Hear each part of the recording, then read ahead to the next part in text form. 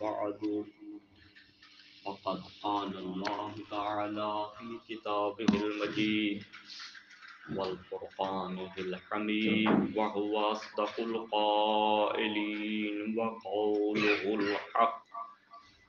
أعوذ بالله من الشيطان الرجيم. بسم الله الرحمن الرحيم. الله نور السماوات والأرض مثل نوره كمشكاة فيها مصباح المصباح في زجاجة الزجاجة كأنها كوكب دري يوقد من شجرة مباركة زيتونة لا شرقية ولا غربية يكاد زيتها يضيء ولو لم تمسسه نار نور على نور يهدي الله لنوره من يشاء ويضرب الله الأمثال للناس والله بكل شيء عليم. صلوات. اللهم صل على نعرہ تکبیر، اللہ اکبر، نعرہ رسالت، یا رسول اللہ، نعرہ حیدری، یا علی، حسینیت، زندہ باد، یزیدیت، مردہ باد، صلوات بر محمد و آل محمد. اللہم صل علی محمد و آل محمد. سامعین محترم، میں آپ بزرگان کی خدمت میں خطیب کی حیثیت سے تو نہیں آیا، در زہرا کے نوکروں میں نام لکھوانے آیا ہوں. سامعین محترم، قرآن نے اپنی لسان میں ایک تعبیر استعمال کی ہے. وہ تعبیر ہے وما ادراکا. قرآن نے یہ تعبیر 10 صورتوں میں 13 مرتبہ 11 چیزوں کے لیے استعمال کی ہے. وما ادراکا کی تعبیر قرآن میں کل 13 مرتبہ استعمال ہوئی ہے اور 10 صورتیں اور 11 چیزوں کے لیے. اب سوال یہ ہے کہ یہ تعبیر استعمال قرآن کیوں کرتا ہے؟ تفسیر صافی کی 5 نمبر جلد میں اس عقدہ کو حل کیا گیا ہے. صاحب تفسیر صافی بیان کرتے ہیں قرآن یہ تعبیر اس وقت استعمال کرتا ہے جب یہ بتانا ہو لا تعلم کنہا فإنہا اعظم من ان تبلغہا درایتا. کہ جب ایسی چیز کی جس کی حقیقت کو آپ نہیں جانتے اور نہ اس کی حقیقت تک پہنچ سکتے ہیں، جب کوئی چیز ایسی ہو جس کی حقیقت بھی معلوم نہیں ہے، آپ اس کی حقیقت تک بھی نہیں پہنچ سکتے، قرآن اس چیز کے بارے میں یہ اصطلاح اور یہ تعبیر بیان کرے گا وما ادراک. وہ کون سی 11 چیزیں ہیں جن کو قرآن نے وما ادراکا سے تعبیر کیا ہے؟ پہلی چیز بسم اللہ الرحمن الرحیم وما ادراک ما الحاقہ وما ادراک ما سقر وما ادراک ما یوم الدین وما ادراک ما یوم الفصل وما ادراک ما سجین وما ادراک ما علیون وما ادراک مت طارق وما ادراکا مل عقبہ وما ادراکا مل قاریہ وما ادراکا مل حطمہ وما ادراکا ما لیلۃ القدر.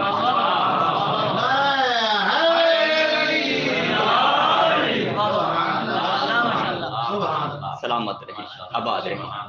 یہ 11 چیزیں ہیں جن کو قرآن نے وما ادراکا سے تعبیر کیا ہے. یعنی یہ وہ 11 چیزیں ہیں کہ جن کی حقیقت کو نہ آپ جانتے ہیں نہ حقیقت تک پہنچ سکتے ہیں. جب میں اپنے علماء کی تالیفات کی طرف گیا اور ان کی تالیفات کو دیکھنے لگا تو میری حیرت کی انتہا نہ رہی. آل محمد کی 2 مستورات ایسی ہیں جن کے لیے ہمارے علماء اور فقہا نے ما ادراکا کی تعبیر استعمال کی ہے. اپنے زمانے کے فقیہ آیت اللہ عبداللہ بن محمد حسن مامکانی ادھر نجف اشرف میں رہتے تھے. محلہ امارہ میں اپنے خاندان کے ساتھ مدفون ہیں. اتنی کتابیں لکھی ہیں، کہا کہ اگر صاحب جواہر کی جواہر کو 3 گنا کیا جائے تو اتنی کتابیں آیت اللہ عبداللہ مامکانی کی بنتی ہیں. سب سے معروف کتاب تنقیح المقال جو 40 جلدوں پہ مشتمل ہے. جب فوت ہونے لگے، ایک عالم نجف اشرف میں بحث خارج دیتے تھے. انہوں نے عالم خواب میں دیکھا کہ ایک پرندہ امیر المؤمنین علیہ السلام کے حرم سے اڑا، آغا مامکانی کے گھر میں اترا، پھر ادھر سے ایک اور پرندے کو ساتھ لے کے امیر المؤمنین کے حرم میں آ گیا. جس عالم نے یہ خواب دیکھا پریشان تھا. صبح جب درس دینے کے لیے آیا، کہا کسی کو بھیجو، آیت اللہ مامکانی خیریت سے ہیں یا وفات پا گئے. شاگرد نے بتایا ان کی رات کو وفات ہو گئی تھی. یہ آیت اللہ مامکانی اپنی کتاب تنقیح المقال میں جب بی بی زینب سلام اللہ علیہا کے حالات لکھنا چاہے تو ابتدا ان لفظوں سے کی ہے: زینب وما زینب وما ادراک ما زینب. نعرہ تکبیر، نعرہ رسالت، نعرہ حیدری، آل محمد صلوات. اللہم صل علی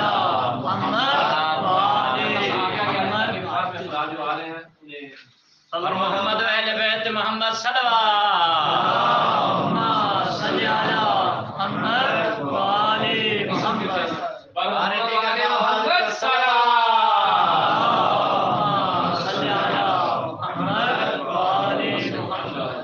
توجہ ہے نا؟ آیت اللہ مامکانی نے جملے لکھے: زینب وما زینب وما ادراک ما زینب. زینب کیا ہے؟ آپ کو کس چیز نے بتایا زینب کی حقیقت کیا ہے؟ یہ تو وہ حقیقت ہے جو تم نہ جانتے ہو، نہ تمہاری پہنچ ہے کہ اس کو جان سکو. اور آل محمد کی دوسری ہستی جن کو ہمارے علماء نے جن کے لیے وما ادراک کی تعبیر استعمال کی ہے وہ جناب زہرا سلام اللہ علیہا کی. بلند آواز سے صلوات پڑھتا ہے.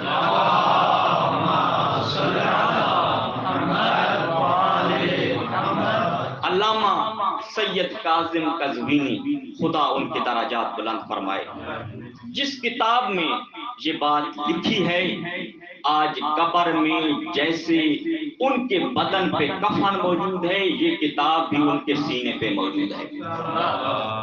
وصیت کی تھی اس کتاب کو میرے سینے پہ رکھنا، میری نجات کے کام آئے گی۔ امام حسین علیہ السلام کے حرم میں مدفون ہیں۔ 480 صفحات پہ مشتمل یہ کتاب ہے۔ جب جناب سیدہ پہ یہ کتاب لکھنے لگے تو پہلا لفظ یہ لکھا، فاطمہ تو وما ادراک من فاطمہ۔ فاطمہ، آپ کو کیا معلوم کہ فاطمہ کیا ہے؟ سبحان اللہ۔ قسم بخدا، یہ تو جناب سیدہ کے بارے میں تعبیرات ہیں نا، وما ادراک ما فاطمہ۔ جب میں ان چیزوں کو دیکھتا ہوں جو جناب زہرا سلام اللہ علیہا سے منسوب ہیں تو ان کی حقیقت بھی ہمیں سمجھ نہیں آتی، چاہے وہ منسوب چیز بے جان ہے یا جاندار ہے۔ سبحان اللہ۔ بے جان چیز کی مثال دیتا جاؤں، جناب زہرا سلام اللہ علیہا کے گھر کا دروازہ، سبحان اللہ، سبحان اللہ۔ کبھی بھی اس دروازے کو عام دروازہ نہ سمجھنا۔ پیغمبر اسلام صلی اللہ علیہ وآلہ وسلم جناب سیدہ کے دروازے کے باہر بیٹھے کافی دیر تک سیدہ کے دروازے کو دیکھتے رہے، اور پھر کچھ لوگوں کا مزاج ایسا تھا، امیر المؤمنین کے فضائل بیان ہوتے یا جناب سیدہ سلام اللہ علیہا کی عظمت کا گوشہ بیان ہوتا تو وہ اس بارے میں سوال ضرور کیا کرتے تھے۔ اللہ کا رسول دروازے کو دیکھ رہا ہے، ایک صحابی آ کے کہتا ہے، یا رسول اللہ میں کافی دیر سے دیکھ رہا ہوں، آپ سیدہ کے دروازے کی طرف دیکھ رہے ہیں؟ کہا ہاں دیکھ رہا ہوں۔ کہا اللہ کا رسول کیوں؟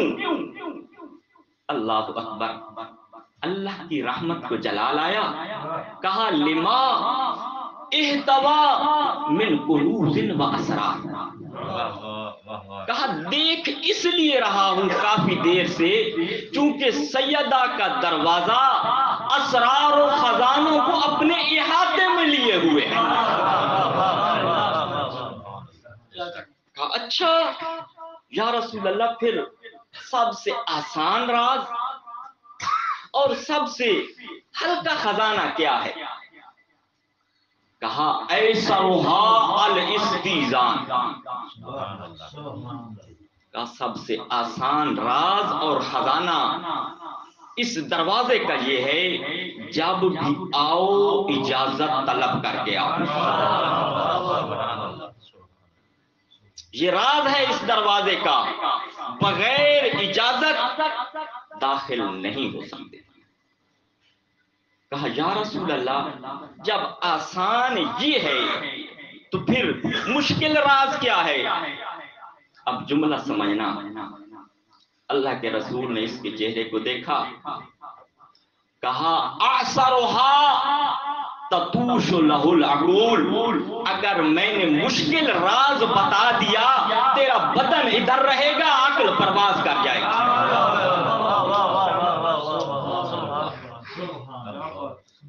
میں نے مشکل راز اس دروازے کے بتا دیے، سارے نہیں کہے تھے، مشکل راز کی بات کی تھی۔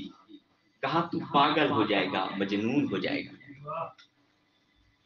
اور یہی وجہ تھی پیغمبر اسلام صلی اللہ علیہ وآلہ وسلم نے یہ ارشاد فرمایا تھا امیر المؤمنین علی ابن ابی طالب کو۔ کہا یا علی لولا انک بالھا لامرتک بما امرنی اللہ بہ الا تدخل حجرتها الا باذن منها۔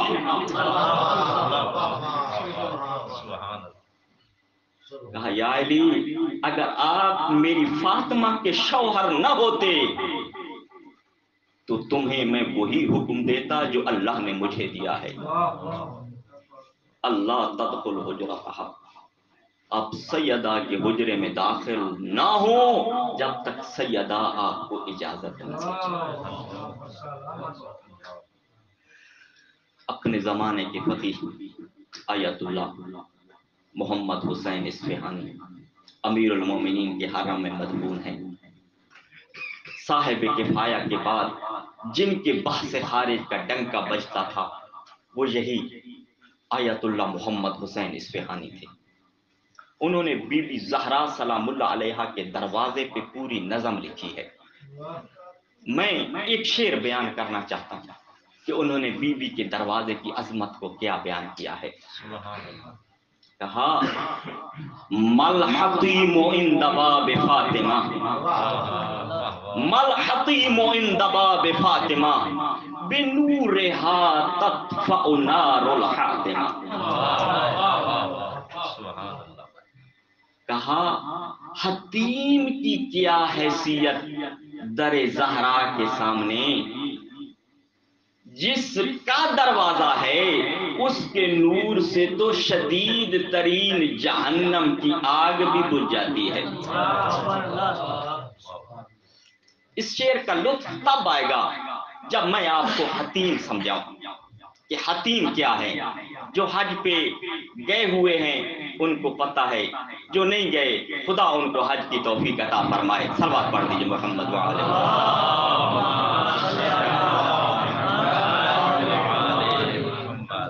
حتیم کون سی جگہ ہے؟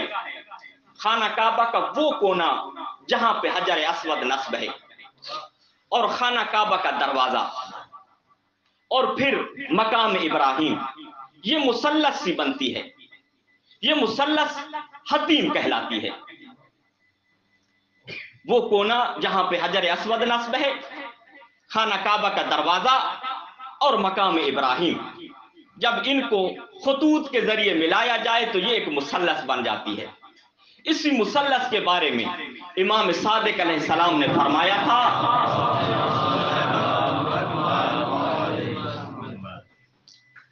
امام علیہ السلام نے فرمایا فَإِنَّهُ أَفْضَلُ الْبُقْعَةِ عَلَى وَجْهِ الْأَرْضِ۔ کہا حتیم روئے زمین کے افضل ترین ٹکڑوں میں سے ایک ٹکڑا ہے، اور حتیم کو حتیم اس لیے کہتے ہیں لِأَنَّ الذُّنُوبَ تَتَحَطَّمُ، جب حاجی جہاں پہ پہنچتا ہے تو اللہ اس کے گناہوں کو چکنا چور کر دیتا ہے۔ اور کبھی کسی نے اگر بد دعا دینی ہے تو یہ وہ مقام ہے جہاں پر بد دعا جلدی قبول ہوتی ہے۔ جب امام زمانہ علیہ السلام کا ظہور ہوگا، امام علیہ السلام خانہ کعبہ کی ٹیک لگا کے بیٹھے ہوں گے، جناب جبرائیل نے جس مقام پہ اترنا ہے وہ یہی حتیم ہوگی۔ حتیم پہ اتر کے کہیں گے فرزند زہرا ہاتھ بڑھاؤ، بیعت کرنا چاہتا ہوں۔ یہ حتیم ہے۔ اور اپنے زمانے کے فقیہ کیا کہہ رہے ہیں؟ مل حتیم عند باب فاطمہ۔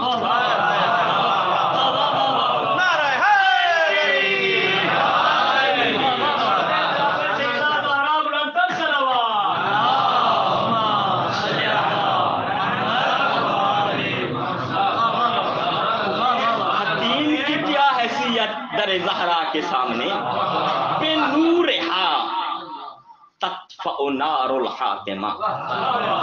حاتمہ ہر آگ کو نہیں کہتے، اس آگ کو کہتے ہیں جس کی شدت سب سے زیادہ۔ کہا یہ اس کا دروازہ ہے جس کا نور شدید ترین آگ کو بجھا دیتا ہے۔ اور پھر یہ بات سمجھاتی ہے کہ جب بے جان چیز اس سے منسوب ہو جائے اس کو ہم نہیں سمجھ سکتے تو اس بی بی کے بما ادراک ہونے کو کیسے سمجھیں گے؟ اور پھر جب میں نے اس گھرانے کی کنیزوں کی عظمت کو دیکھنا چاہا تو وہ سمجھ سے بالا تر ایک کنیز کی مثال دوں گا، توجہ ہے نا میری طرف؟ ام ایمن معروف نام ہے، حقیقت میں ان کا نام برکہ بن ثعلبہ تھا۔ تھوڑی سی تاریخ اور پھر میں وہ نقطہ بیان کرنا چاہوں گا جس سے وما ادراک کا پہلو آپ سمجھیں گے، لیکن پہلے تھوڑی سی جناب ام ایمن کی تعریف۔ جناب ام ایمن کنیت ہے، نام برکہ بن ثعلبہ ہے۔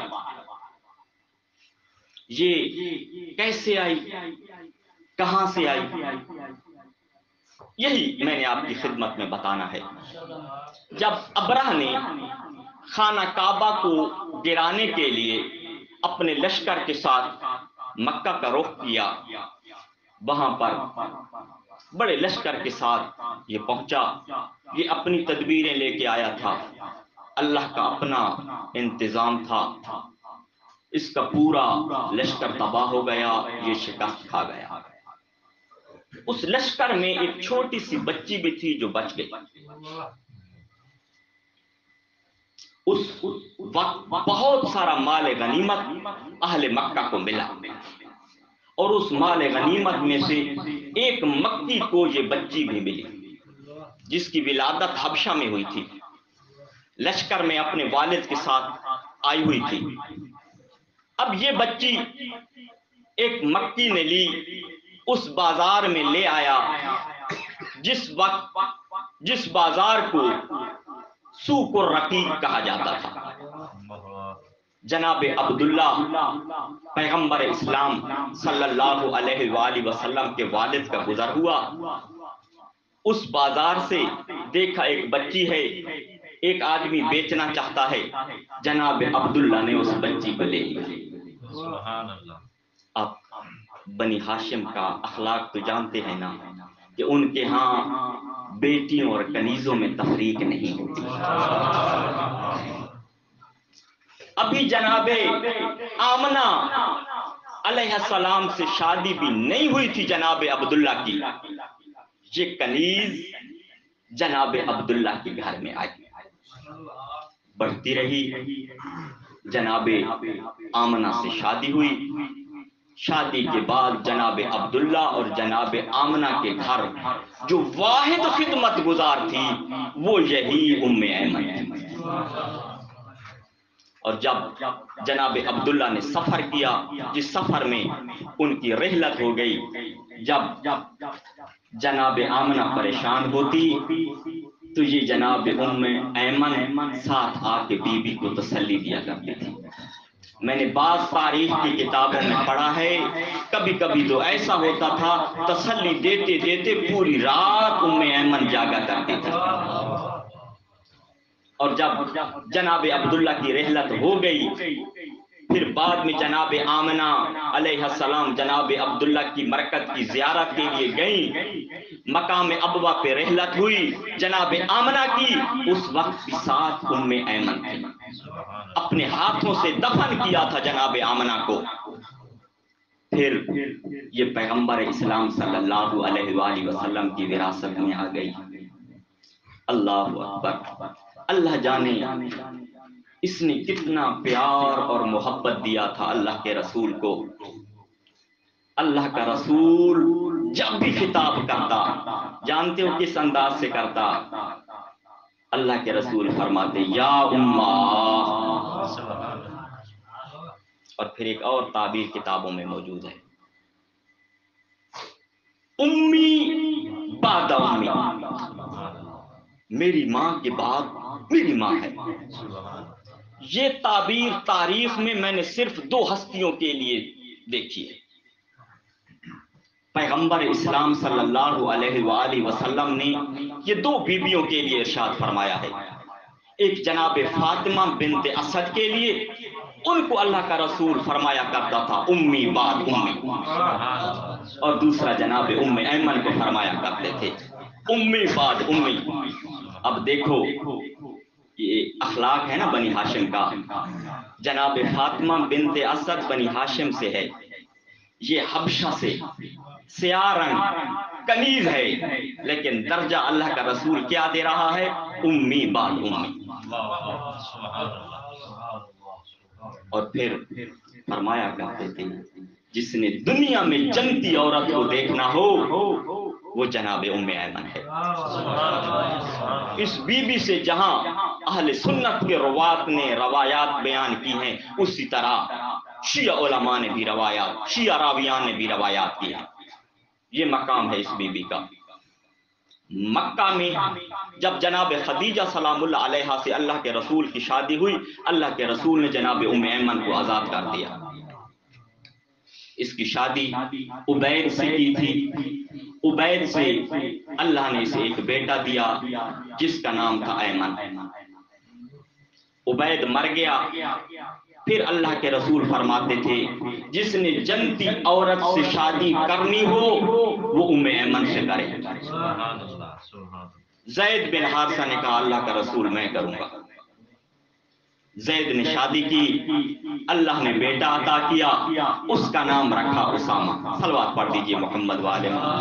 زحمت نہ ہو تو تھوڑا تھوڑا آگے آتے جائیں، صلوات بھی پڑھتے ہیں، تھوڑا تھوڑا آگے آتے ہیں۔ نعرہ تکبیر، نعرہ تکبیر، نعرہ رسالت، نعرہ حیدری، نعرہ حیدری، اور محمد و اہل بیت محمد صلوات۔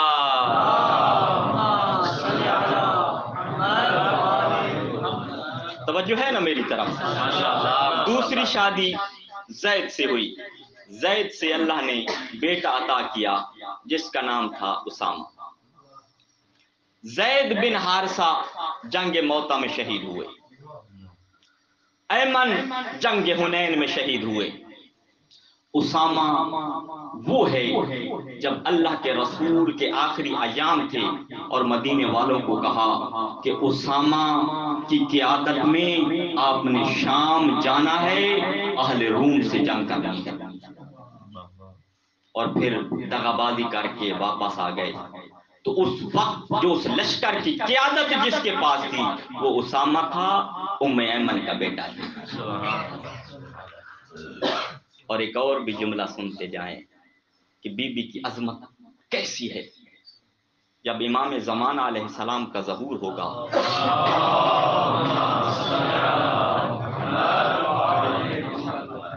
50 عورتوں کی رجعت ہونی ہے۔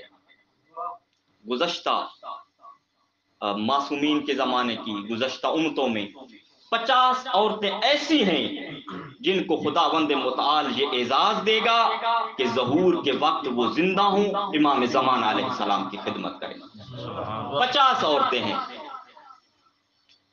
ان 50 کے بارے میں ہمارے علماء کی 2 آراء پائی جاتی ہیں کہ آیا یہ 50 خواتین 313 جو امام زمان علیہ السلام کے خاص صحابی ہیں ان کا حصہ ہوں گی، ان کا جزو ہوں گی، یا 313 کے ساتھ ہوں گی؟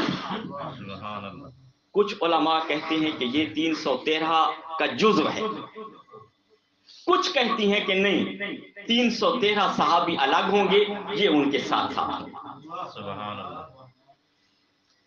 اور ان 50 خواتین میں سے جس ایک بی بی کی رجعت ہونی ہے وہ جناب ام ایمن ہے۔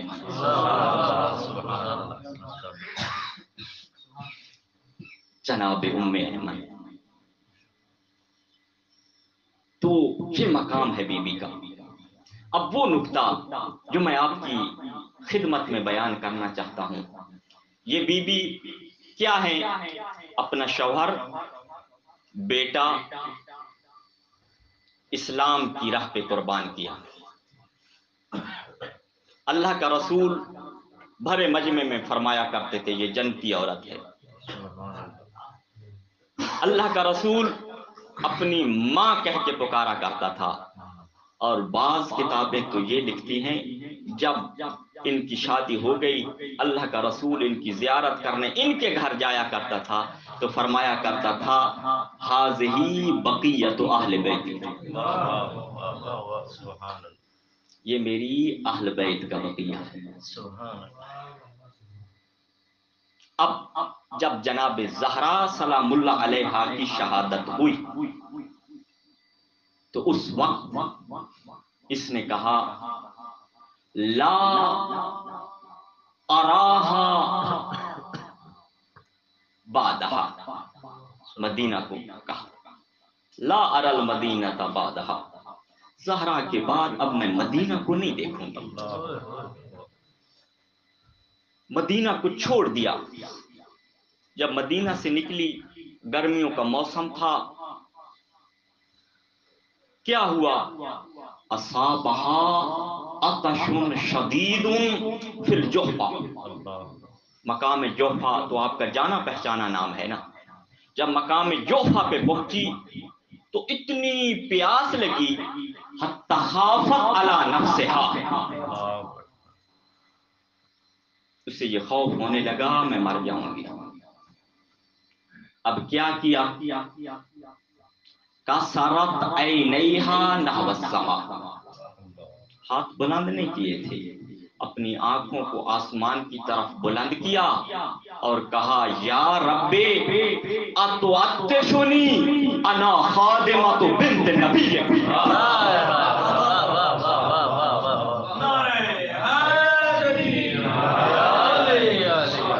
کہا یا اللہ مجھے پیاسا رکھے گا، میں تیرے نبی کی بیٹی کی خادمہ ہوں. کتنے منصب تھے، کہہ سکتی تھی میں نے بیٹے یا اللہ تیری راہ میں قربان کیے. میں جنتی ہوں، مجھے تیرا حبیب ماں کہتا ہے، نہیں کہا. اپنی جس عبادت پہ فخر کیا وہ یہی ہے، انا خادمۃ بنت نبی، میں تیرے نبی کی بیٹی ہوں، میں تیرے نبی کی بیٹی کی خادمہ ہوں. پھر کیا ہوا؟ فَنَزَلَ إِلَيْهَا دَلْوٌ مِّن مَّاءِ الْجَنَّةِ، جنت سے، جنت کے پانی سے بھرا ہوا ایک ڈول آیا. فشربت، جناب ام ایمن نے پیا. جملہ اگلا سننے اور سمجھنے والا ہے. جب پانی پی لیا، روایت کے جملے ہیں فلم تحتج الی الطعام والشراب 7 سنین، 7 سالوں تک پھر نہ کھانے کی احتیاج رہی نہ پانی کی احتیاج رہی.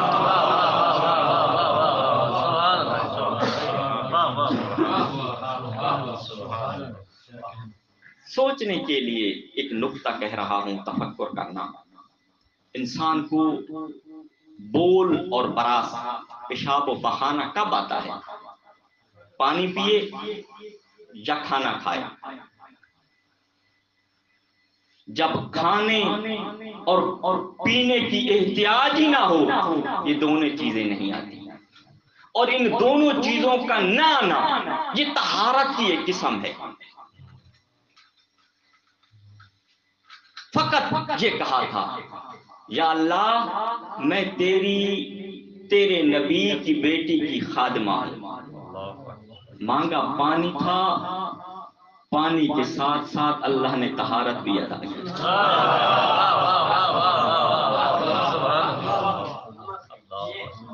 اللہ اکبر. یہ وہ بی بی ہے. لیکن یہاں پر ہمارے لیے ایک پیغام ہے. جب بھی کبھی مشکل سے دوچار ہو جانا، بڑی مصیبت آ جائے، تو پھر یاد کرنا آپ نے بی بی زہرا سلام اللہ علیہا کی کون کون سی خدمت کی ہے. اللہ کے سامنے اپنی اس خدمت کو یاد کرنا.